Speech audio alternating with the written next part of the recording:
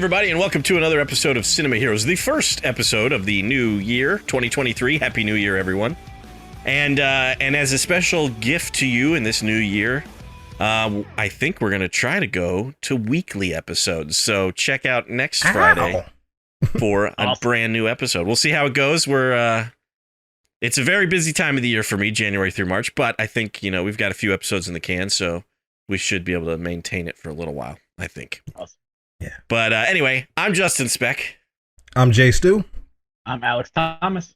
Very excited to have Alex back with us talking again about a DC animated movie, the follow-up, essentially, to Justice League War. There was a movie in between, but Justice League War, directed by Ethan Spalding, written by Heath Corson, inspired by... wrong one. Throne of Atlantis. What did I say? War? My bad. Yeah. Follow-up to Justice League War. But this is Justice League Throne of Atlantis. Yeah, Son of Batman came out in between. I think also Batman Assault on Arkham came out in between. I think. I could be wrong about that. But anyway, Justice League Throne of Atlantis, directed by Ethan Spalding, written by Heath Corson, inspired by a graphic novel called Justice League Throne of Atlantis, written by Jeff Johns, Paul Pelletier, and Ivan Reis or Reyes. I never know how to say anybody's name. And starring Rosario Dawson, Sean Astin, Nathan Fillion, Christopher Gorham, Matt Lanter, Shamar Moore, Jerry O'Connell, Jason O'Mara, Sam Witwer, and Sumali Montano as Mira. I think that's how you say that name. So yeah, this was essentially the follow-up to Justice League War. I read in IMDb trivia that in the comics, there's like a 5-year jump, but I don't think that's the case in this. There might be a little bit of a time jump, but not 5 years, I don't think. No, it feels like this is like the next week. That's what it feels like. It's like the next week. Yeah. This was my second time watching this movie. I think I watched it the first time and never went back to it. But I'm curious, had you either of you guys seen this movie before? Yeah. I think this was my fourth time watching. Oh wow, this movie. Okay. Yeah, this was my second time watching as well, because I was binge watching the entire DCAU. So okay. I was like literally watching them back to back, but that makes me so happy. Well, do you remember your initial thought, when you watched it the first time, what your initial thought of the movie was? Yeah, my initial thought was, I thought it was really good. I think when I talked to either John, I thought he was like, he didn't really enjoy it as much as he wanted to. This is essentially the Aquaman movie. Like, right, yeah. This is the Aquaman movie. That's what this is. They just do Justice League in here. But my initial thought was, I thought it was pretty good. I like how graphic it is. That's one thing I love about the DCAU is a lot more graphic than I thought it was. Like, you literally see people get their heads cut off. Right. They get spikes through their heads. Like, Mira's using water to kill people. It's awesome. Like, she is the best. Like, this character kills the Aquaman character or her and Aquaman. Like, she's so much better in this movie. But I love the relationship between Superman and Wonder Woman. Like, that's my go-to. That's who I think he should be with. Right. Like, yeah, I remember you saying that. I love the scene where they're in the diner. He's like, "Are they on a date?" Like, it's good. I really love the character's dynamic. I love the introduction to Aquaman. I think he's pretty good in this movie too. But yeah, that's just been my overall thoughts. I really enjoyed it the second time going around. I did. Nice. Stu, what about you? I enjoy this movie. I do like this movie. I don't quite like it as much as Justice League War. I got a few problems with it. We'll get into it once we start really talking about it. But I did enjoy it. I don't think my feelings about it changed on this viewing. Like I said, this was the fourth time that I had seen it thus far. And I did notice a few things that I didn't notice before, but that didn't really change my overall thoughts on the movie. But yeah, I thought it was another solid entry in the DCAU, even though it's not necessarily my favorite. Sure. Yeah, I think I'm in the same boat as you. I remember, and maybe it's just because it came out after Flashpoint and it came out after War, but to me, I felt I remember feeling a little disappointed in this one. Not to say that it was bad, just didn't hold up as much as the other ones. And that's part of the reason why I just haven't really never went back and rewatched it until now. But watching it last night, I kind of feel the same way. Really, it's just it didn't hold my attention as well as War or Flashpoint Paradox. I do like that it's an Aquaman movie. You know, it's kind of nice. You know, we don't have very many of those. Don't have like it's the same thing with the Flashpoint Paradox being a Justice League movie, even though it's the Flash movie. I think Justice League movies probably just sell better than if this had been an Aquaman movie. But yeah, I agree. But it's still nice getting an Aquaman animated movie. I think that was pretty cool, and it's essentially an origin for him. I do have some problems with it, but overall, I do think it's a fairly solid entry. It's just not as good as a couple of the movies that came pretty much right before it. Yeah, for sure. So therefore, it's just doesn't hold up quite as much as in my opinion. Yeah, and since you brought up Flashpoint, I think Flashpoint is more of a Flash movie than this is an Aquaman movie. Yeah. This, I obviously, they, like you said, they kind of rebrand them as Justice League movies. This feels more like a Justice League movie than an Aquaman movie. Yeah. Whereas Flashpoint Paradox feels more like a Flash movie than a Justice League movie. Yeah, I'll agree with that. At least to me. Yeah, no, I would agree. I mean, the Flash movie or Flashpoint Paradox is through and through a Flash movie because that's also the whole, the multi or the different timeline. So some of the Justice League isn't even really in that universe, kind of. Whereas this, we follow the Justice League trying to figure out kind of this mystery that leads them to Arthur Curry. Right. So it kind of keeps cutting back and forth between the Justice League and Arthur Curry. So you're right. It is very Aquaman central, but it is less of a Aquaman standalone as like Flashpoint Paradox was more of a Flash standalone. Right. But it's still as close to an Aquaman standalone as we've gotten, and I like that at least.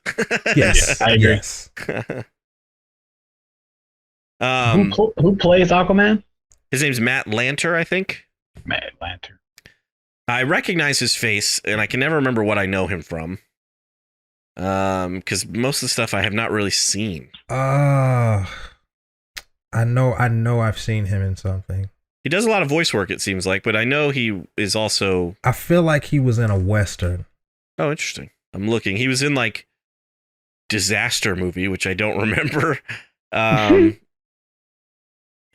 He was on Grey's Anatomy, but I never watched that. He was on Heroes. Maybe that's what I know him from. Yeah, maybe that's it. But yeah, but he does, like... He was the voice of Anakin in some Star Wars stuff. Some Star Wars animated stuff. Okay. I'm still looking here. Anakin Skywalker in Battlefront 2, so I guess he plays Anakin quite a bit. Yeah, on the Clone Wars and everything. So I guess he's kind of become a voice actor more than anything. Yeah. Sam Witwer plays Orm, and he's also a Star Wars voice actor. Yeah, all I kept hearing was Star Killer the entire time I watched the movie. Like, Star Killer, man, like. He was kind of irritating. I'm not even gonna lie. Like his character was irritating. No, I just tired of him. Like, dude, yeah, I agree. I know Sam Witwer from Smallville. He was Davis Bloom. yeah. That's what I know him from too. Well, I know him from. I think the first time I ever saw him was in The Mist. He was in The Mist, and then I think very shortly after that was on Smallville. He was on a show called Being Human, which I tried to watch. And it wasn't bad. It didn't draw me in that much. But he's done a lot of voice work now. He's like the voice of Darth Maul in most. He was the voice of Darth Maul in Solo and on various animated projects. And stuff. He does a small cameo in Rogue One. He's the trooper that says "Open fire" when Darth Vader is killing everybody. Oh, nice. That's cool. Yeah, that's his voice. Yeah, I know he's a big Star Wars guy, and so I think like. Playing Darth Maul or doing any voice work bring is him probably... back. Bring Star Killer into the canon. I want him to be canon so bad. He's such a badass in his Force Unleashed, but I like Sam Witwer. Actually, when they first announced that Batman was going to be in the Man of Steel follow up, I thought they were going to go for a younger Batman. It was before Affleck was cast, obviously. And actually, Sam Witwer was my choice. I thought that's who they should have cast to play Batman. If it was a younger Batman, kind of the same age as Henry Cavill and stuff. Mhm. And I still think he'd look pretty cool in the Batman cowl suit and everything. But yeah, he's got a strong jaw. Yeah, he does. But I agree with you what you said, Alex. Orm in this movie is not the strongest villain. He's and it's not really Sam Witwer's fault. It's just I think the way he's written and everything. Yeah. But yeah, I remember watching this and thinking the Orm from the Aquaman movie, Patrick Wilson, was so much better. Oh yeah, he's way better. Sure. This version of Orm is very one dimensional. Yeah. And although what Patrick Wilson, even though Patrick Wilson he still plays him like a straightforward malicious malicious villain. There's a little bit more nuance to him. Yes, I agree. He's a little bit closer to the source material because in the New 52 version of Orm, he kind of genuinely has a love for Arthur, even though he wants to rule Atlantis and destroy the surface world. He does have a genuine care for Arthur. He wants to save him from the surface world, and they can rule together. And even though that's not quite in either versions of this movie, the animation or the live action, I feel like Patrick Wilson's version is a little bit closer to that than this version. This version, like I said, just feels one dimensional. He's not very interesting, and the way he plays him is not in a likable way. Right. Patrick Wilson is much more likable, charismatic, and charismatic. Yeah, and that could be hard to convey through voice acting only, maybe, but like I said, I don't totally blame Sam Witwer. I think he does a decent job with his acting. I think it's more of the way it's written. They just kind of wrote Orm a little one-dimensional, like you said. But how do you feel about, we said Matt Lanter plays Aquaman. How do you feel about his performance, how he did? Oh, I thought he was good. I really enjoyed his performance in this. Yeah. I mean, he didn't like knock it out of the park for me, but right. I like him better than Orm. Oh, okay. Yeah, I like him better. I think everyone's better than Orm in this movie. But yeah, I thought the Aquaman was pretty good in this movie. So in this movie, we've got a couple of actors who we mentioned this in the Justice League War episode. Alan Tudyk played him played Superman in Justice League War, but now we've got our first appearance of Jerry O'Connell. And also, I forget who played Wonder Woman. Michelle Monaghan played Wonder Woman in Justice League War. Now we've got Rosario Dawson's first appearance. How do you feel about, I think we talked about it a little bit more. I think we all kind of prefer these actors, but how do you feel about how they were in this movie? I do prefer these actors, but a little part of me does miss Alan Tudyk. Yeah, Alan Tudyk is amazing, but I agree. Yeah. And maybe Alan Tudyk just didn't want to do however many movies they were going to make him do. Multiple movies, yeah. But, he may have had a scheduling conflict. Well, that's right, because he does, busy man. Yeah, he does do live action and other animation. Like he's kind of like a 50-50. He's not primarily in one or the other. Right. I'm going to go with that. I'm going to say that's what it was. That's probably what it was. You're probably around the money too. Like, because when this come out, 2013. Oh, you know what? I forgot to mention that. I think it was 2015. 15. Yeah. So yeah, he probably has some other projects. He's on TV as well. He does TV and film. So yeah, he probably has animation. Yeah. So I think I do prefer these actors. I prefer Jerry O'Connell and Rosario Dawson. I just think she just is super bad. Right. So hearing her voice through Wonder Woman's character, she is fantastic as Wonder Woman. Yeah, she is. she has a type of presence in her voice when she delivers a line. You really believe it. Yeah, she has like a commanding sounding voice. She does. I really like that. I just passed the part where they were on the date. Yeah. And they come up in the portal, and the girl's like, "I hate Shazam, Shazam." Yeah. We see Lois Lane in that scene. She's voiced by Juliet Landau in this movie, not yet Rebecca Romaine, who I think plays her in Death of Superman, at least. I don't know about any other movies from between here and there. But I like, I'm kind of with you, Alex. Superman has always been with Lois Lane, so it's kind of nice to see him with Wonder Woman. There's that common ground, like the date scene I actually really enjoy because, he has been doing it for a while, and she's like, we can hide amongst them. Yeah. And he's like, well, it's not so much hiding as actually, being them. Yeah. Being so I thought that was actually, I really like that scene a lot. And then I do like when Lois shows up and he's a little uncomfortable. Yeah, he moves his hands away like, is this, I'm supposed to do this, But you're right. It almost makes more sense that he would be with Wonder Woman. But at the same time, you got to go with the classic Lois Lane every now and again. But I like that we mix it up every now and again. And these movies, he's with Wonder Woman. Yeah, I like that. I'm with that all the way. Because to me, it's like they're the better fit. They're the better fit with each other. Like Superman, yeah, you're human on the outside, but at the end of the day, you're not a human. Right. So it's that doesn't matter. It's the personalities. They don't. I agree, but they don't mix. I agree, but they don't complement each other. Is what I'm saying. Oh yeah. I guess Lois and Clark complement each other. Yeah. Cause at the end of the day, he's a kid from Smallville. He's not. Right. Yeah. Right. Yeah, that's true. So. And I know by the time we get to Death of Superman, I'm pretty sure he's with Lois. Yes. So I can't remember if any movies in between have a sort of falling out between Superman and Wonder Woman, or if they just don't address it. And I don't think they address it. Yeah. I think they do, and I can't remember what movie it is, but I think they between this, what's the next Justice League movie? Teen Titans. Teen Titans. Yeah, I don't think they address it in that one. Yeah, I don't think they address it. I think it's just they just stop talking. Huh. He just switches over and suddenly he's dating Lois Lane. It's off screen, I guess. We'll get there eventually. Yeah, you're right. It's Justice League versus the Teen Titans, then it's the Teen Titans movie. Yep. Then it's the Suicide Squad movie, and then it's Death of Superman. So you might be right. Mm-hmm. It's just not really addressed, perhaps. I don't know.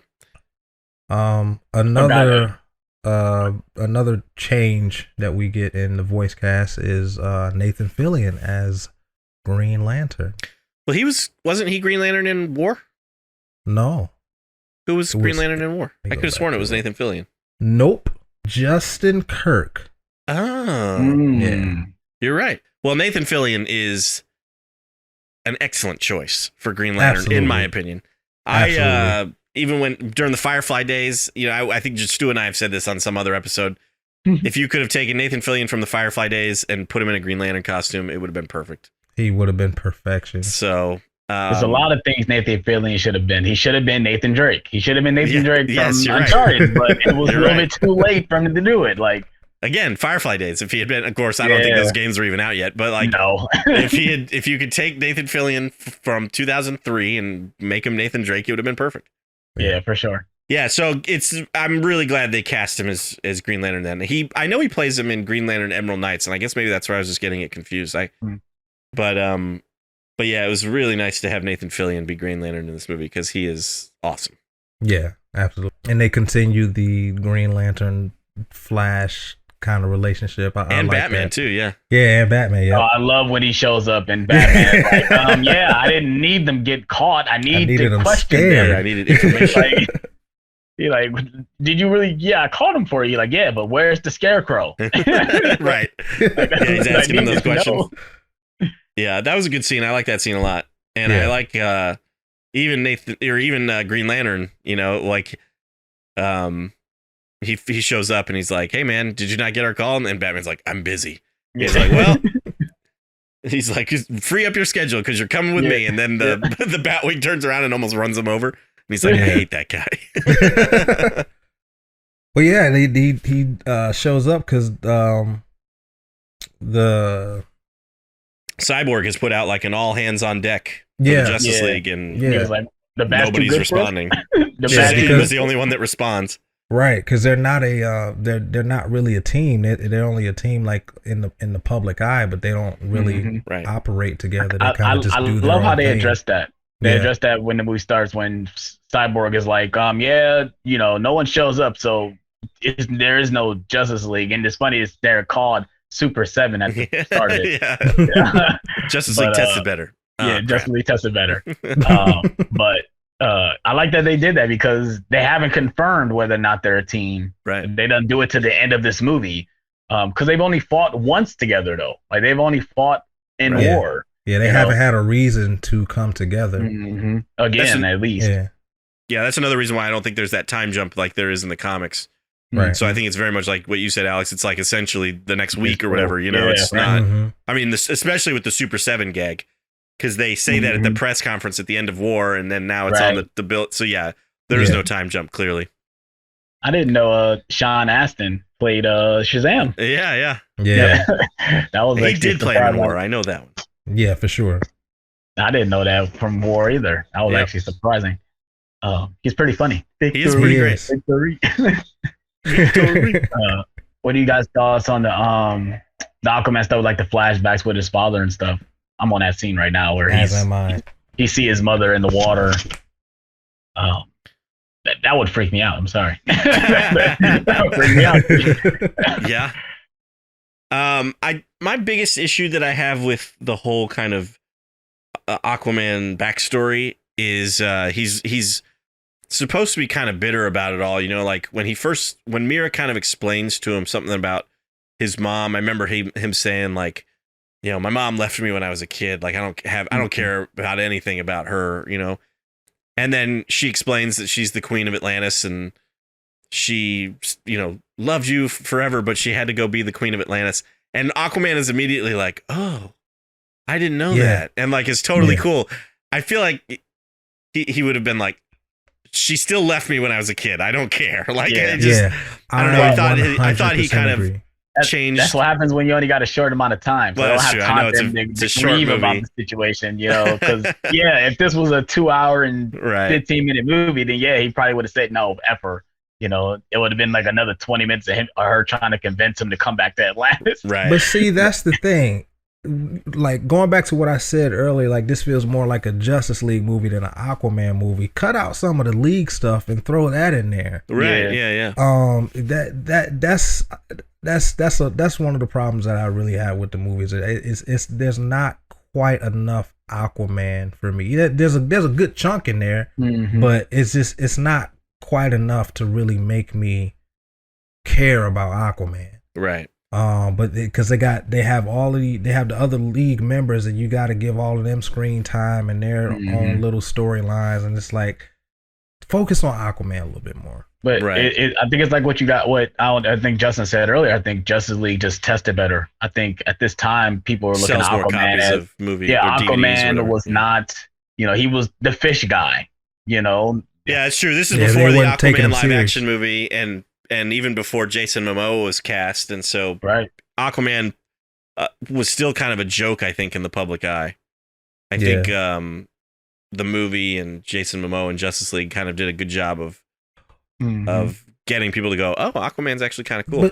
But see, that's the thing. These movies aren't necessarily made for the general public. No, that's true. They're made for us. Right. They're made for nerds. Yeah, exactly. Right.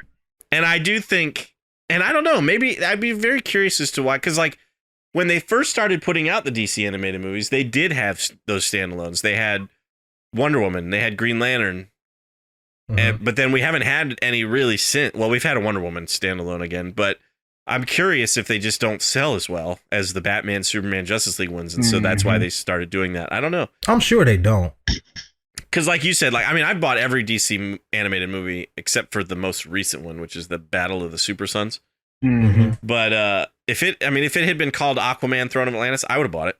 I'm not gonna be like Aquaman, no. So, but I don't know. I'd be very curious as to why they kind of.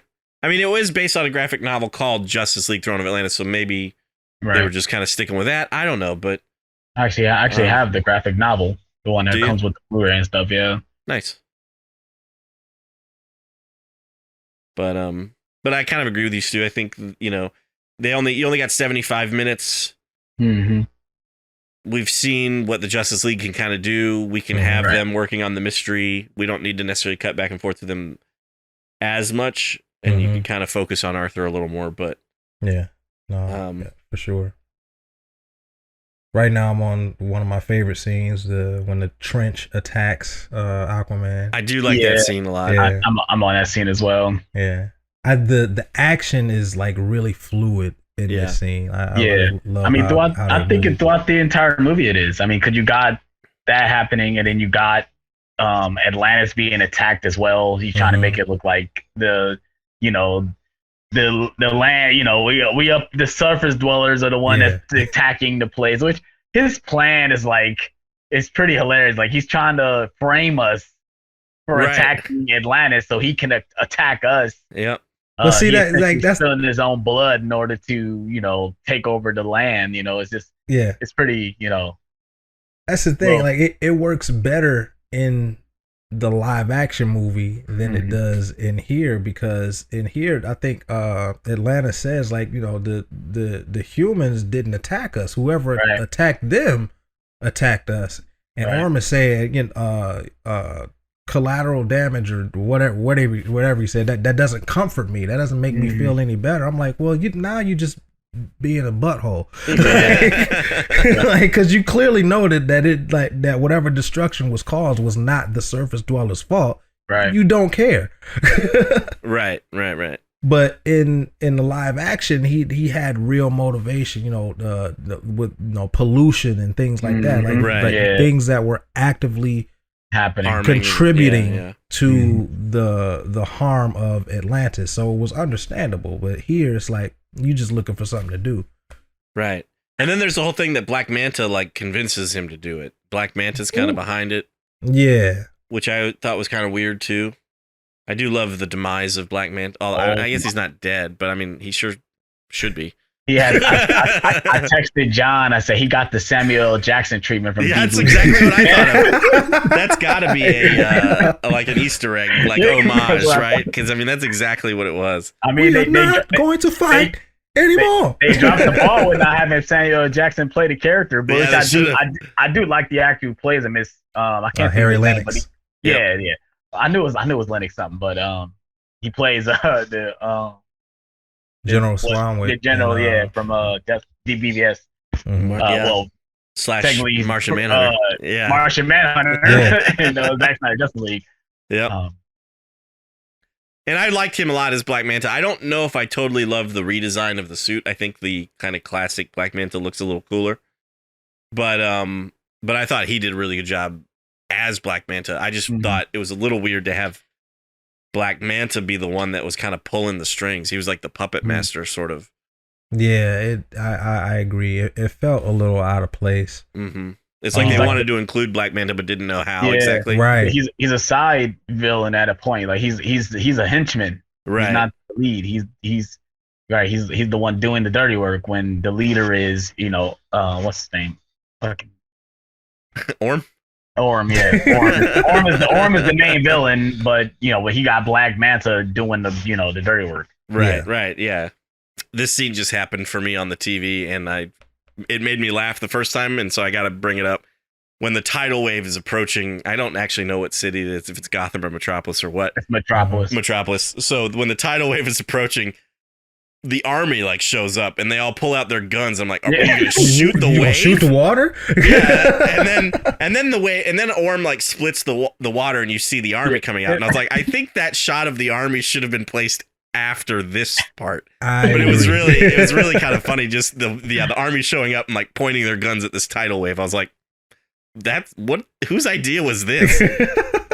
It's funny because I think Shazam and Batman are like, we gotta do something. Like, there's nothing we can do. People are gonna die. Already said people are gonna die.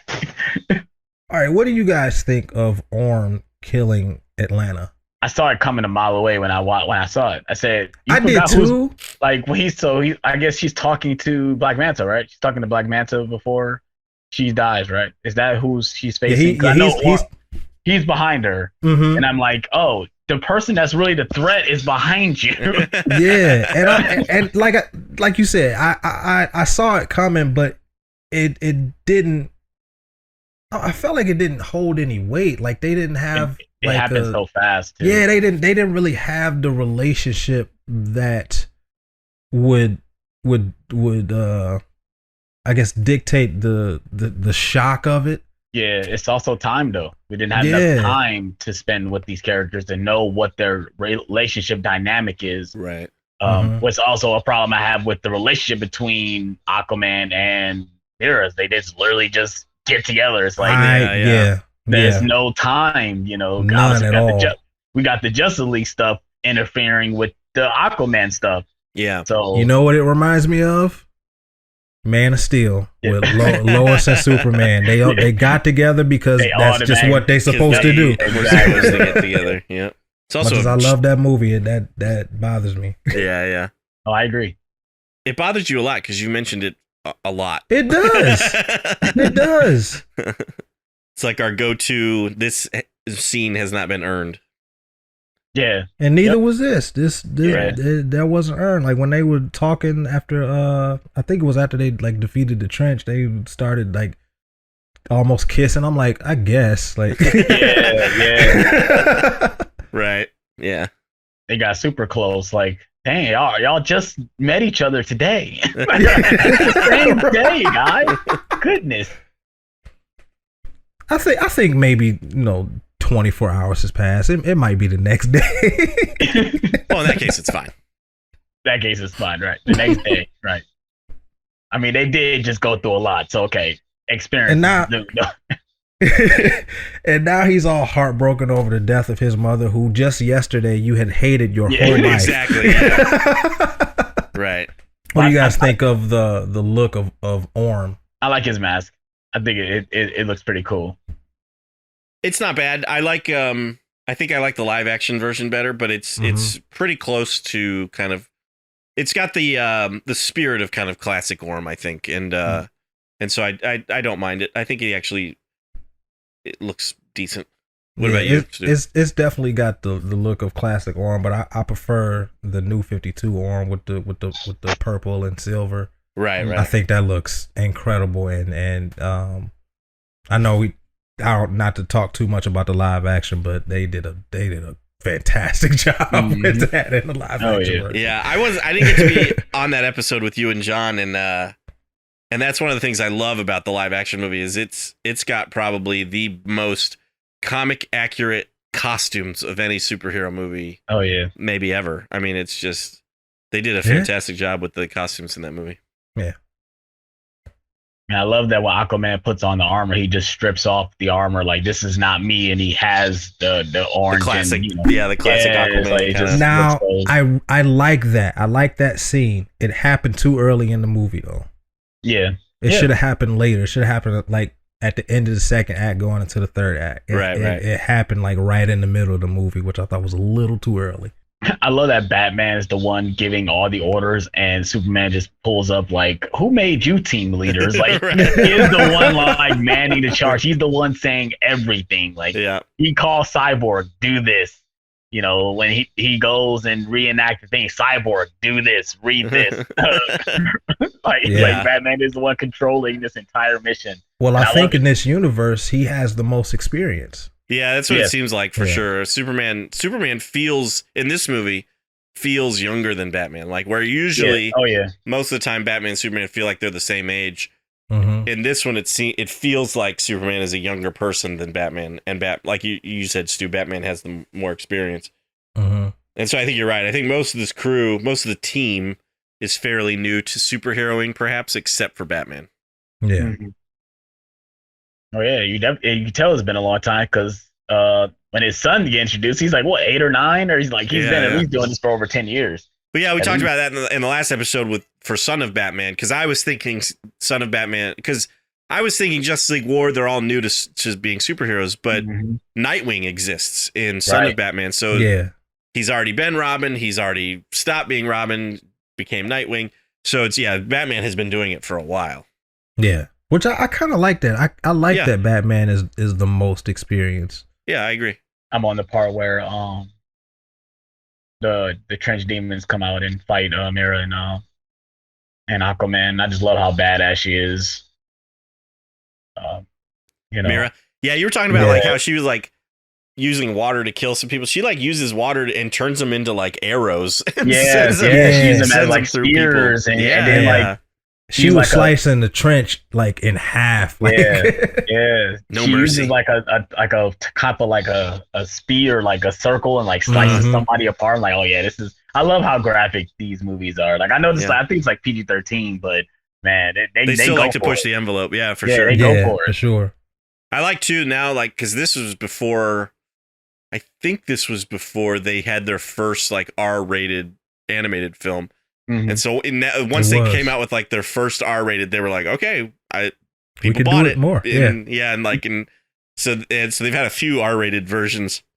I think the first R-rated one was Killing Joke. It was. I think you're right. And I think it was more for subject matter rather than content. Yeah. Yeah. But then they did like Justice League Dark, Batman. Gotham by Gaslight. They've had a few like R-rated. And I think they sell pretty decently. So Gotham by Gaslight was rated R. Yep, I'm pretty sure. Wow, I didn't know that. I can check it right now because I have it right here in front of my face.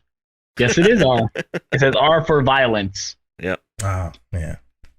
And that one kind of makes sense. It deals with Jack the Ripper. Yeah. So that kind of makes sense. It can be a little dark because I don't remember watching it and being like, dang, but it just deals with those murders and everything. So. But yeah, and so I do like that these animated movies kind of push the envelope a little bit, especially with the violence. Yeah.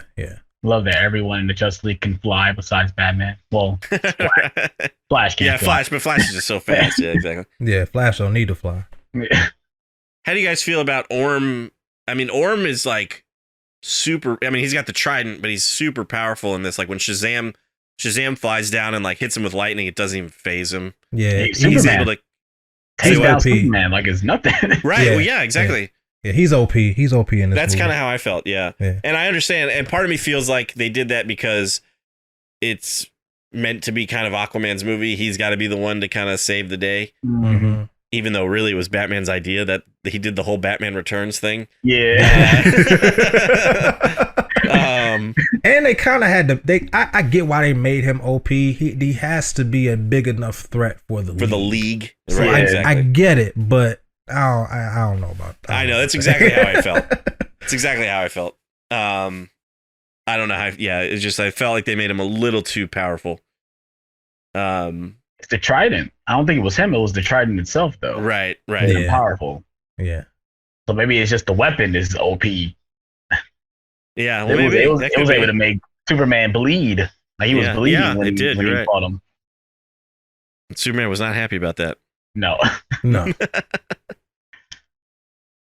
But I thought about that. So when Cyborg replays Orm's confession of killing Atlanta, that was my first thought was Batman Returns, and I played this stinking city like a heart from hell. Like I just was like, it's the Batman Returns method. Hit him with the disc spin. Right. Yeah. I always wanted that Batman CD player. We got General Lane in this movie, Lois's dad. I always forget that he's in this movie. Yeah, he's not in it for very long. No. He's leading the group that points their rifles at the wave. Yeah, they're ready to obliterate this water. Yeah, exactly. We had Jimmy Olsen show up for a small cameo too. Lois, which I forgot about too. Forgot he shows up as well. Does he even have any lines? He just like I don't know. I don't think so. He said he has a voice actor, so he must have say something. Oh, okay. But yeah, you're right. He does show up during the fight scene to take pictures and stuff with Lois. I just hit past the scene where Orm kills his mother. Yeah, and the way her body just floats up, it's like a little over the top. I thought about so that was another thing. I'm glad you mentioned that because when I watched it yesterday, I was like, so if Atlanteans float towards the surface when they die, Wouldn't there just be like Atlantean? Like people would have discovered Atlantis a long time ago because there would just be dead bodies like floating at the surface. Yeah. But then they show her in like a water casket thing. So I was like, okay, I guess she didn't float all the way to the surface. But yeah, I thought she should be going down, not up. But I guess fish go up when they die. I don't know. Yeah. They float. Couple of things in the movie that just I thought were a little stuff like that didn't quite make sense, or it was just stylistic choice that maybe I don't necessarily agree with. No, I agree. What are you guys' thoughts on the way they drew Atlantis? How it looks, like how the city looks. I'm all right with it. Yeah, I feel the same. Nothing to write home about. Right, exactly. But it's okay. I understand they're limited with the animation and everything. You know? Yeah. And it had, like, when they're underwater, it has, like, a dreamy look to it. It's kind of blurry. It has, like, the haze. Yeah, right. Everyone could just breathe underwater, you know. John Henry Irons is in this movie as well. Yeah. As one of the construction workers. It's a nice little cameo, seeing him during the fight scene. He gets saved by Superman. Which a little bit of foreshadowing. Yep, exactly. I love his reaction when he gets saved. George Newbern. Since the credits are rolling for me, George Newbern plays Steve Trevor in the beginning, which obviously he was Superman on the Justice League animated series. Steve Trevor is in this movie.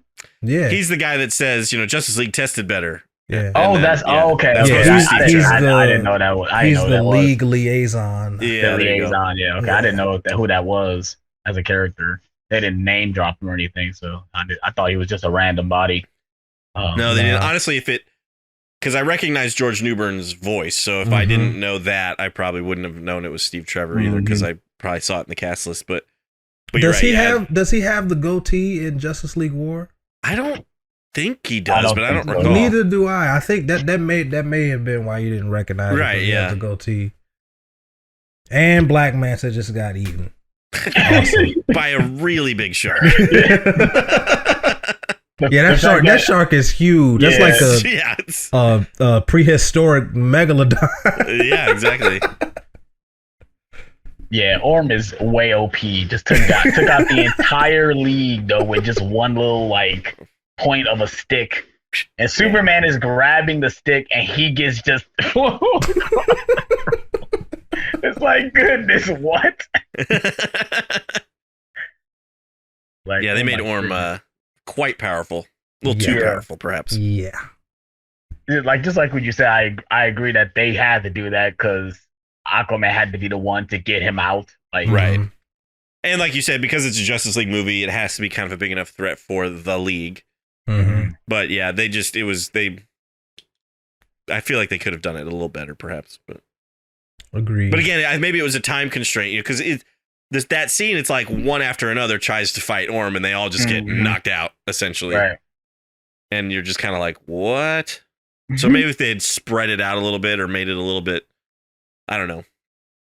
Maybe gotten a few punches in, made the fight a little bit more balanced. It would have been a little bit more believable.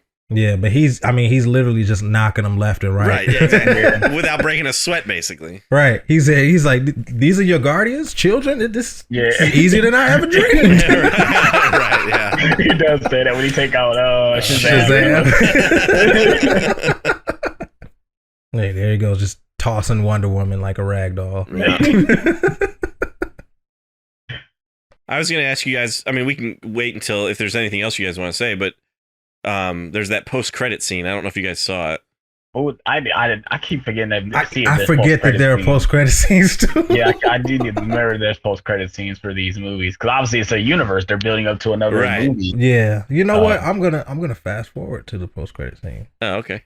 So it's not anything like amazing, but it's something. It's something. Yeah. What's the next movie after this one? Let's see. I don't know. After Teen Titans? It'd be Batman versus Robin, then Batman Bad Blood, then Justice League versus Batman Teen Titans. Got 2 movies back to back. Yep. Because Batman. Right. Because Batman. But anyway, the post-credit scene is just it's Orm at Belle Reve, like in a water prison, and then Lex Luthor shows up and basically says, you know, I want to talk to you about a special project or something. Basically, the Legion of Doom. Yeah. Aquaman said, I can talk to fish, and they actually listen. I can talk to fish, and they actually listen. I'm on the part Superman's fighting this giant monster right now. Made me think of Man of Steel vibes. Right now, I can picture Henry Cavill right now doing this. Oh yeah, when he was fighting the World Engine. Right. Yeah. Well, Alex, you're our guest. Why don't you start us off here? What would you rate Justice League Throne of Atlantis? We're doing it out of 5 or 10? Out of 5 is what we usually out of 5. do. I'll the rewind. I'll probably give it a 4 out of 5. Okay. Can't give it a 4 or 5 out of 5 because obviously it's stuff we talked about. But I still enjoy the movie as what it is. It's obviously the problem is just don't have enough time to focus on the Aquaman character. They just brought him in just to add him to the league. That's what it was. Because at the end, it's like, we should add this guy, and he shows up like, I'm in, like just randomly, I'm in. And what's your name? It's like, they're calling him Aquaman. It's like, already? Like, goodness, he just showed up. I love that he said, I hate that name. He hates the name. He's like, all right, we're gonna go with it. Aquaman, it is. We're gonna go with that name. But yeah, I give it a 4 out of 5. Nice. Stu, what about you? Like Alex said, they had a lot to fit into this time constrained story. It did bother me that there wasn't quite enough Aquaman, even though it was Aquaman centric. I felt like if they had cut out a little bit more of the league and fit some more of that Aquaman in there, it would have been a much better movie, and as well as giving a little bit more depth to Orm. That definitely would have made it better. I'm not gonna go quite as high as Alex. I'm gonna go ahead and give it 3.5 tridents out of 5. Very nice. Yeah. I actually think I'm going to go a little bit lower than you. I just think what we said, about the issues we had with the movie, the time constraints, the Orm being OP, and then just me personally, it doesn't hold my attention quite as well as some of the previous entries that we've seen so far. So for me, I'm going to give it 3 out of 5 giant sharks. So I still think it's a decent entry. I think 3 out of 5 is not a bad score necessarily. But it's just it's no Flashpoint Paradox, and I don't think it's even quite as good as Justice League War. So yeah, 3 out of 5 for me. Well, we'd love to know what you think about Justice League Throne of Atlantis. You can always let us know at cinemaheroes.com. You can also reach out to us on Instagram or Twitter. Both handles are at cinemaheroes. If you're watching this on YouTube, of course, leave a comment down below what you think of the movie. Give this video a thumbs up if you liked it, and subscribe to our channel if you haven't already. I think this about wraps it up for this episode, though. I'm Justin Speck. I'm Jay Stu. I'm Alex Thomas. As always, thanks for listening, and thanks for subscribing.